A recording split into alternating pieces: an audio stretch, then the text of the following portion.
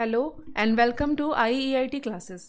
आज की IEIT classes में हम आपको HTML में फॉर्म टैग्स के बारे में बताने जा रहे हैं। ये HTML फॉर्म टैग की सेकंड क्लास है जिसमें हम आपको radio button, checkbox, date and select tag के बारे में बताएंगे। सबसे पहले हम बात करते हैं इनपुट टाइप रेडियो बॉक्स की। रेडियो बॉक्स का यूज़ होता है अगर आपको मल्टीपल ऑप्शंस में से आप चाहते हो यूज़र कोई एक ऑप्शन सेलेक्ट कर पाए, तो उसके लिए हम रेडियो बटन का यूज़ करते हैं। Checkboxes also provide list of options, but the user can select more than one option at the same time. Radio button में आप एक बार में एक ही चॉइस ले सकते हैं, एक ही ऑप्शन को सिलेक्ट कर सकते हैं, बट चेकबॉक्स में हम लोग मल्टीपल सिलेक्शंस कर सकते हैं। उसके बाद बारी आएगी हमारे सिलेक्ट टैग की।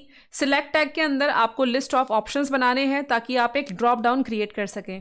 उसके बाद हम टैग करेंगे इनपुट टाइप डेट टैग, ताकि आप अपने वेब पेज पे अगर आपको डेट सेलेक्ट करनी है तो आप डेट टैग का यूज़ वहाँ पे करेंगे। इन टैग्स को प्रैक्टिकली समझने के लिए सबलाइम के स्क्रीन पे चलते हैं। तो यहाँ पे सबलाइम में मैंने यहाँ पे form.html फाइल क्रिएट करके रखी है और इसमें हम यहाँ पे सबसे पहले जो टैग लगाएंगे वो है हमारा फॉर्म टैग। अब फॉर्म टैग के बाद मैंने यहाँ पे लगाया एक टेक्स्ट बॉक्स में बना रही हूँ ताकि जो यूज़र है वो अपना नेम यहाँ एंटर कर सके। मैंने यहाँ लिखा यूज़र नेम और मुझे यहाँ पे बनाना है एक सिंपल सा टेक्स्ट बॉक्स, तो मैंने यहाँ लिखा इनपुट टाइप टेक्स्ट। ये लास्ट क्लास में इनपुट टाइप टेक्स्ट बॉक्स के बारे में मैंने आपको समझा दिया था।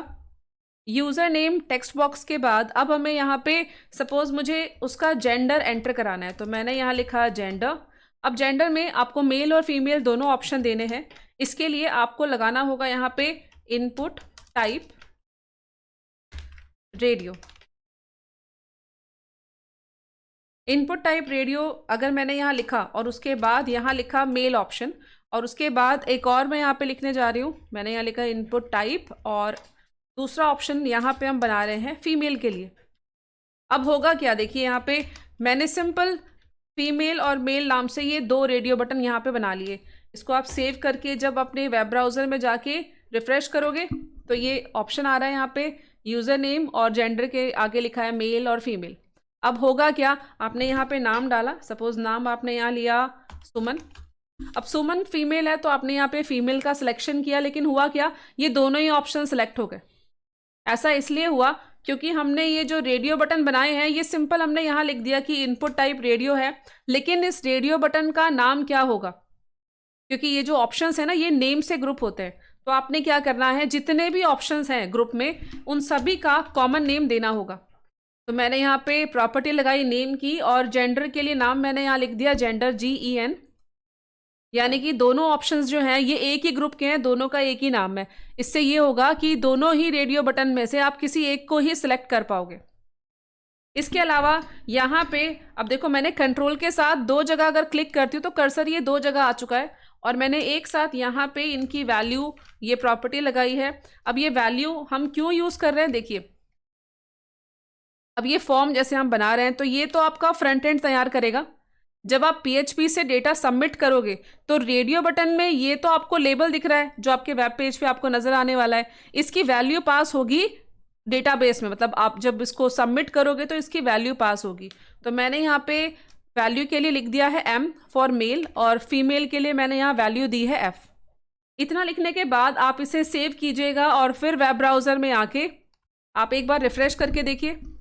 अब देखिए यहाँ पे मैंने नेम लिखा यश, उसके बाद अगर फीमेल पे सिलेक्शन है और मैंने फिर मेल पे करना चाहा तो देखिए अब एक ही सिलेक्शन हो रहा है। जैसे ही मैंने फीमेल पे किया तो सिलेक्शन आपका चेंज हो रहा है। दोनों में से आप कोई एक ऑप्शन सिलेक्ट कर सकते हो, लेकिन जब मैंने पेज को रिफ्रेश किया था तो दोनों में से कोई भी ऑप्शन यहाँ सिलेक्टेड नहीं है। अगर आप चाहते हो कि पहले से ही फीमेल वाला ऑप्शन जो है वो सिलेक्ट होके आए तो यहाँ पे आपको लिखना पड़ेगा चेक्ड। चेक्ड लिखते ही क्या होगा, जब भी आप वेब पेज को रिफ्रेश करोगे तो फीमेल वाले ऑप्शन पे सिलेक्शन आपको बाय डिफॉल्ट मिलेगा। ओके, अब इसके बाद अब हम बात करते हैं चेक बॉक्स की।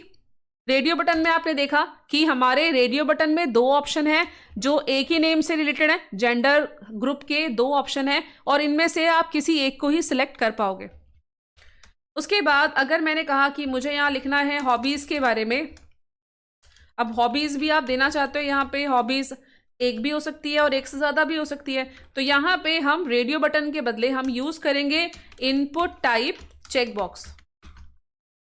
तो मैंने यहाँ लिखा इनपुट टाइप चेकबॉक्स, और इसका भी मैंने एक ग्रुप रखा। मैंने यहाँ नेम लिखा, हॉबी के लिए मैंने HOB नाम से इसका नेम डिफाइन कर दिया। और हॉबी के लिए क्या वैल्यू होगी, तो वैल्यू मैंने सपोज रीडिंग के लिए मैंने यहाँ दिया R, और ऑप्शन पे यहाँ लिख दिया रीडिंग। तो ये आपका चेकबॉक्स का पहला ऑप्शन होगा। और सेम ऐसे ही मुझे बाकी ऑप्शंस भी देने हैं, तो मैंने ये सेम कोडिंग कॉपी पेस्ट कर दिया यहाँ पे। रीडिंग के अलावा आपने कहा डांसिंग का भी शौक है किसी को, तो यहाँ पे D ले लिया मैंने डांसिंग के लिए, यहाँ लिखा मैंने डांस। उसके बाद अगर म्यूज़िक की हॉबी है तो मैंने यहाँ लिखा म्यूज़िक, और इसकी वैल्यू दे दी M। अब देखो एक चीज़ ध्यान देना, यहाँ पे रेडियो बटन और चेकबॉक्स और नेम जेंडर ग्रुप के हैं 2 ऑप्शन, और हॉबी ग्रुप के हैं 3 ऑप्शन। अब इसको सेव करने के बाद अब ये एक चीज़ आपको और करनी है, यहाँ पे BR ज़रूर लगाना है, वरना हॉबी जो है वो जेंडर के एक ही लाइन में ही दोनों आपको नज़र आ जाएंगे। तो हमने यहाँ लिखा BR for next line. Save करने के बाद हमने कर दिया रिफ्रेश। अब देखिए यहाँ पे जो ये हॉबीज़ का ऑप्शन आ रहा है, हॉबीज़ में आप यहाँ से रीडिंग भी ले सकते हैं, डांसिंग भी ले सकते हैं, म्यूजिक भी ले सकते हैं। तो यहाँ पे user can select more than one option from the choices. तो ये हमारा चेक बॉक्स है, आप क्लिक करोगे तो सिलेक्ट हो जाएगा, दोबारा क्लिक करने पे ये अनसिलेक्ट हो जाएगा। चेक बॉक्स के बाद नेक्स्ट आता है हमारा सिलेक्ट टैग। सिलेक्ट के लिए सपोज फॉर एग्जांपल आपको क्वालिफिकेशन लिखनी है, तो क्वालिफिकेशन के लिए मैंने ये लेबल यहाँ लिखा, और उसके साथ में मुझे देना है एक सिलेक्ट टैग। पहले यहाँ पे BR टैग से इसको हम सेपरेट लाइन पे कर देंगे। अब सिलेक्ट टैग के अंदर जो भी आप ऑप्शंस देना चाहते हो उसके लिए आपको लगाना है ऑप्शन टैग, और ऑप्शन की वैल्यू क्या होगी। सपोज आपने यहाँ लिया BA प्रोग्राम, तो मैंने यहाँ BA लिख दिया, और इसकी जो वैल्यू है वो क्या रहेगी, तो वैल्यू में भी मैंने यहाँ लिख दिया BA। जैसे बाकी हमने रेडियो बटन और चेक बॉक्स को नेम दिए हैं, ऐसे ही आपको नेम सिलेक्ट का भी देना है। अभी फिलहाल अगर आप नेम नहीं भी दोगे तो भी आपका ये फॉर्म पे सिलेक्शन जो सिलेक्ट टैग है ना, ये अपना काम करेगा। बट जब हम इसको PHP के साथ कनेक्ट करेंगे तब हमें हर एक एलिमेंट का नेम देना बहुत ज़रूरी है, वो उसकी आइडेंटिटी है, ताकि हम डेटा को प्रॉपरली रीड करके यहाँ से वहाँ से टेक्स्ट बॉक्स से डेटा गेट करके डेटाबेस में उसको सेव कर पाएंगे। अभी हम फ्रंट एंड बना रहे हैं, इसलिए मैं कई बार यहाँ पे जैसे मैंने ऊपर नेम मेंशन किया है, यहाँ सिलेक्ट के साथ मैंने नेम अभी फिलहाल नहीं दिया है। ऑप्शन फर्स्ट हमने दे दिया यहाँ पे BA, उसके बाद हमने यहाँ इसे कॉपी किया और फिर कर दिया मैंने इसे पेस्ट। तो मैंने यहाँ 3-4 ऑप्शंस ले लिए हैं।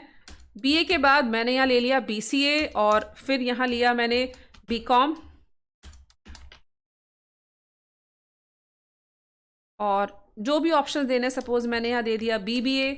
तो ये जो भी ऑप्शंस हैं इससे रिलेटेड आपने यहाँ पे इसकी वैल्यू भी पास कर दी है। यहाँ लिखा मैंने BCom, और ये ऑप्शन दे दिया मैंने BCA का। अब एक बार देखते हैं कि सिलेक्ट जो हमने यहाँ टैग लगाया है इसका आउटपुट कैसा आता है। तो यहाँ पे इसको सेव करने के बाद आप वापस ब्राउज़र की तरफ जाना और इसको F5 से रिफ्रेश करना। अब देखिए क्वालिफिकेशन के लिए ये ड्रॉप डाउन मेन्यू हमारे पास बना हुआ आ रहा है, हम इसमें से कोई भी एक ऑप्शन सिलेक्ट कर सकते हैं। सिलेक्ट टैग लगाने से फ़ायदा क्या होता है कि मल्टीपल ऑप्शंस आपके एक सिंगल टेक्स्ट बॉक्स के अंदर एक ड्रॉप डाउन के थ्रू आपको प्रोवाइड हो जाएंगे। इस लिस्ट में से आप अपना कोई भी ऑप्शन जो है क्वालिफिकेशन में यहाँ से सिलेक्ट कर सकते हो।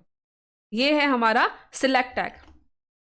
तो अभी हमने देखा यहाँ पे जेंडर के लिए हमने रेडियो बटन का यूज़ किया, चेक बॉक्स हमने हॉबीज़ के लिए दिया, क्वालिफिकेशन के लिए जहाँ पे मुझे ड्रॉप डाउन बनाना था मैंने सिलेक्ट टैग का यूज़ किया है। इसके बाद मुझे नेक्स्ट लाइन पे देना है डेट ऑफ बर्थ। तो मैंने यहाँ लिखा डेट ऑफ बर्थ, और डेट ऑफ बर्थ के लिए मुझे यहाँ पे सिंपल एक टैग लगाना है जिसका नाम है इनपुट टाइप डेट।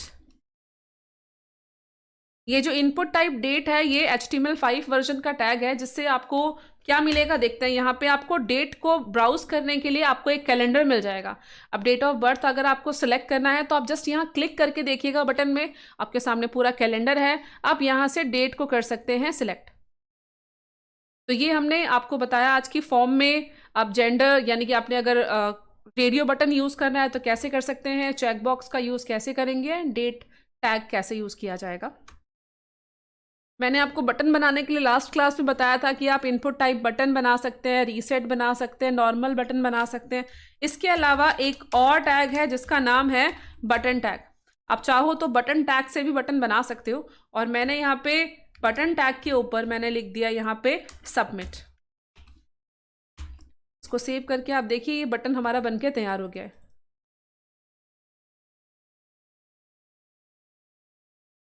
तो ये है हमारा HTML फॉर्म। आप चाहो तो ऊपर फॉर्म से पहले यहाँ पे आप हेडिंग दे सकते हो, तो मैंने यहाँ पे H1 लगा दिया। H1 पे मैंने यहाँ लिखा एडमिशन फॉर्म,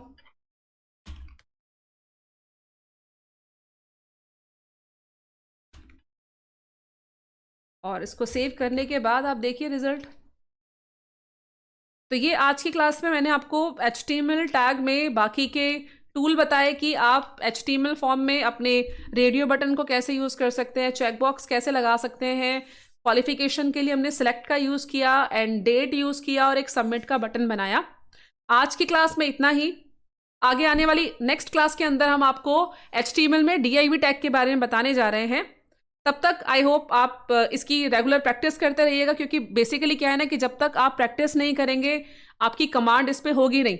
और अभी कमिंग जो क्लासेस हैं उसमें हम CSS शुरू कराने वाले हैं, तो CSS से पहले आपका HTML का जो बेस है ना वो बिल्कुल स्ट्रांग होना चाहिए। ओके, आज की क्लास के लिए इतना। धन्यवाद।